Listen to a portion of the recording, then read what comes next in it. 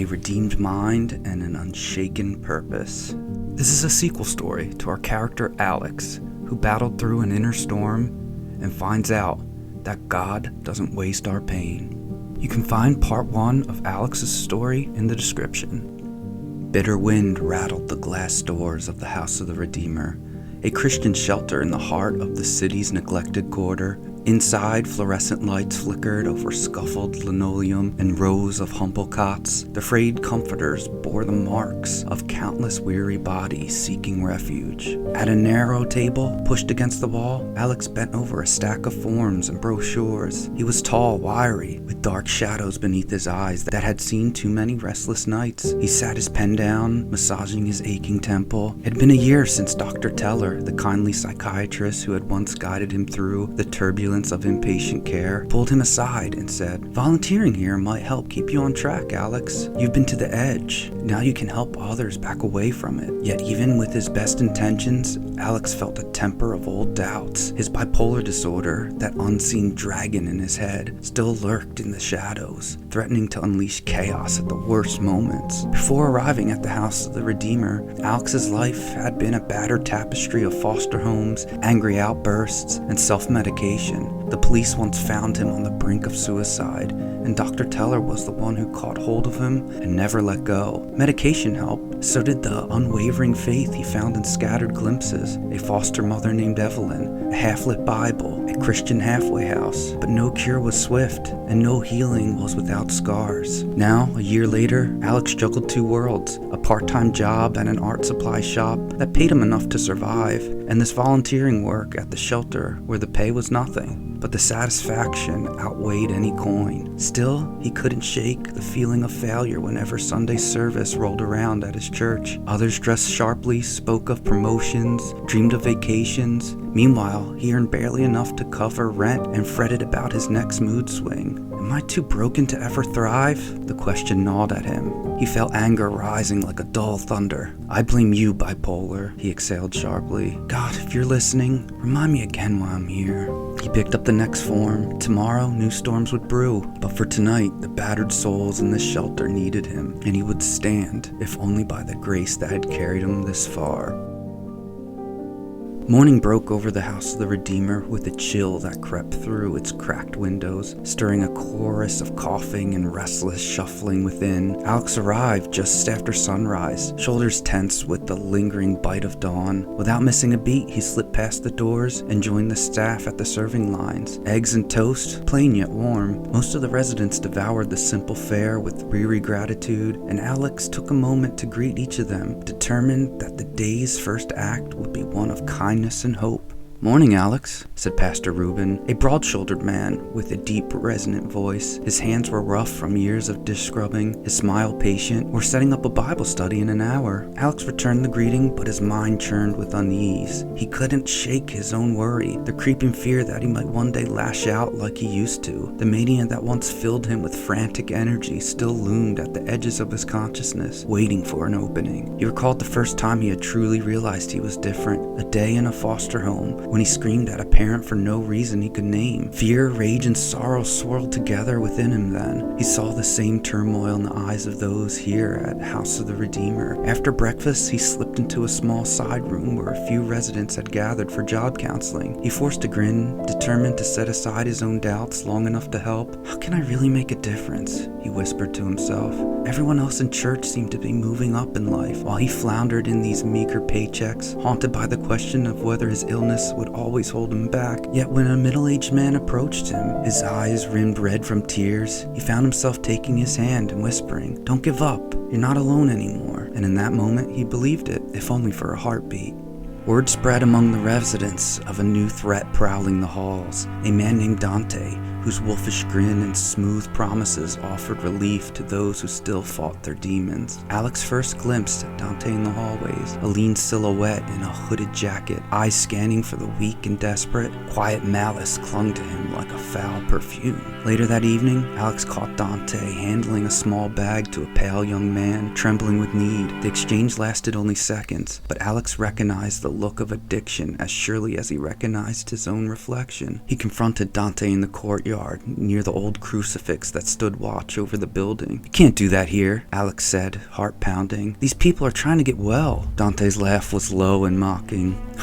"You think you can fix them with your Bible verses? I give them real relief." A vein throbbed in Alex's temple, memories of his own drug-fueled escape flashing through his mind. He knew the pull of the false haven, but now he also knew how it devoured souls. "Get out," he managed through clenched teeth, "or I'll call the cops." Dante's eyes narrowed. "Stay in your lane, preacher boy, or things will get ugly." His voice dropped to a menacing hush. "Don't say I didn't warn you." Fear clutched at Alex's chest, but Dr. Teller's words came to him in that moment. God puts us where we need to be, not where it's comfortable. "Lord," Alex whispered after Dante vanished, "if you really called me here, show me what to do." Alex felt the weight of Dante's threat like a stone around his neck. Each morning he woke drenched in sweat, nightmares of confrontation haunting him, but he refused to shrink away. Instead, he poured himself deeper into the work. He tapped into the hard-earned knowledge from his own journey through social programs. He had filed for disability once his bipolar diagnosis was formalized. He knew the labyrinth of forms, verifications, deadlines. He knew how to survive the system that often buried people in red tape until they lose hope.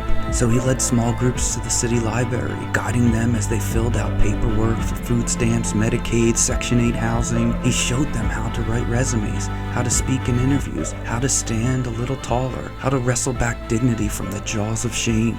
When the library closed, they moved into the dimly lit shelter cafeteria, paper spread across plastic tables. Alex refused to leave until every line was filled, every question answered. If someone wanted to give up, coaxing them forward with the grit of a man who'd once been adrift himself. Soon stories of people emerging from Dante's clutches began to whisper through the halls. A once ragged, schizophrenic man received proper medication for the first time in years and started to smile. Another resident found steady work at a landscaping company, proud to earn enough to rent a small room of his own. Dante's leg workers, the men he paid crumbs to deliver dope, watched all this with gnawing doubt. Why align themselves with Dante's empty promises when Alex was showing people a real way out? Each time the whispers grew, Dante's fury intensified. But Alex passed on, heart-fueled by the conviction that no pain was wasted if he could save even one life.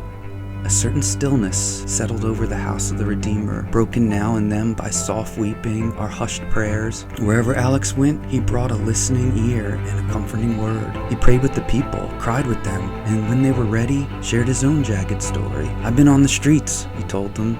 "I know the sinking feeling when you've got nothing left but a pocket full of regret, but God doesn't waste pain. If he can use me, a man who's had more dark nights than he can count, he can use you."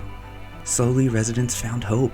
Some gathered after dinner for impromptu Bible readings, reflecting on verses that spoke of second chances. Others started attending church with Alex, braving the swirl of strangers to find a sense of belonging. Dante noticed. His hold on the shelter residents loosened day by day. Money stopped flowing into his pockets. The whispering among his former recruits grew louder. Stories of Alex's empathy and the tangible help he provided. One by one, people turned away from Dante, severing ties to the false refuge of drugs.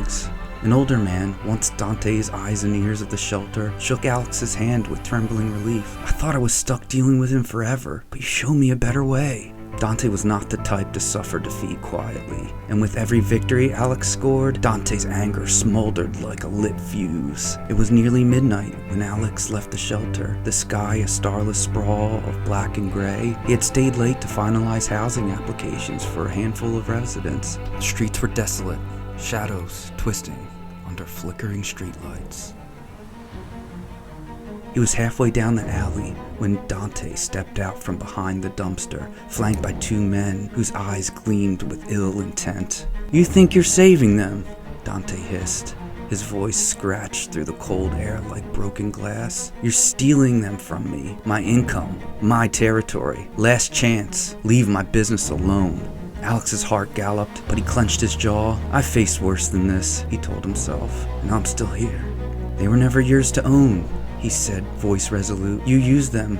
I served them. That's why they're walking away." The words ignited a snarl on Dante's lips. "Boys," he barked, "we're taking him out." One of the men brandished a pistol, hand trembling on the grip. Alex exhaled a shaky prayer, half expecting the flash of gunfire. But the man suddenly lowered his weapon, stepping back. "I can't do it, man," he muttered, his face twisted with conflict. Alex, he helped my sister get into a treatment program. I owe him everything. The other man cleared his throat, his eyes darting between Dante and Alex. He prayed with me when my mom was dying, he said. I was ready to do something real stupid, but he sat with me. I can't hurt a man like that. One by one, the men refused. They turned away, their allegiances crumbling in the face of Alex's hard-won compassion. Dante stood alone, jaw tight with venomous fury. For a moment, he raised his fist as if he might swing, but something in Alex's steady gaze rooted him in place. You still have a choice, Alex said, words gentle as a prayer. I was lost once. You can walk away too. For a heartbeat, Dante's expression softened into something like grief, then hardened again. Without a word, he backed away into the darkness. Within days, the House of the Redeemer saw an upswing in hope. Dante's presence vanished from the shelter as swiftly as a receding tide. Residents who had shaken off the yoke of addiction pressed forward. Some found jobs, others qualified for permanent housing. A handful even reunited with estranged families. Pastor Reuben clapped Alex on the shoulder. You slayed a dragon, son, he said with a knowing smile. Not with fists, but with faith. Alex paused by a worn crucifix in the shelter's chapel. His hands shook, not from fear, but from the overwhelming gratitude that swelled within. He thought of every foster home that had cast him aside, every manic episode that had threatened to destroy him, every tear-stained prayer he had once believed went unanswered. Now he saw with new clarity, God has not wasted his pain.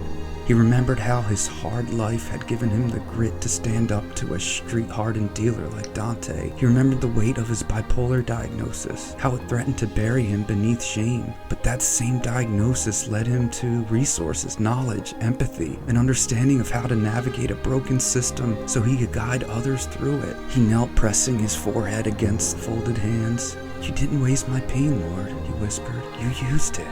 High above him, the chapel's single stained glass window caught a stray beam of morning light, scattering it in shards of red and gold across the floor. For the first time, Alex felt peace that pushed through his veins like a gentle hymn. Outside, the city carried on, cars honked, crowds shuffled, and in another corner, men like Dante still lurked. But here, in the House of the Redeemer, hope stood firm, and Alex, once a wanderer, now found purpose in the very storms that had threatened to destroy him. Some dragons fall by the sword, he thought, as he rose to his feet, others by love, and love is the greater weapon.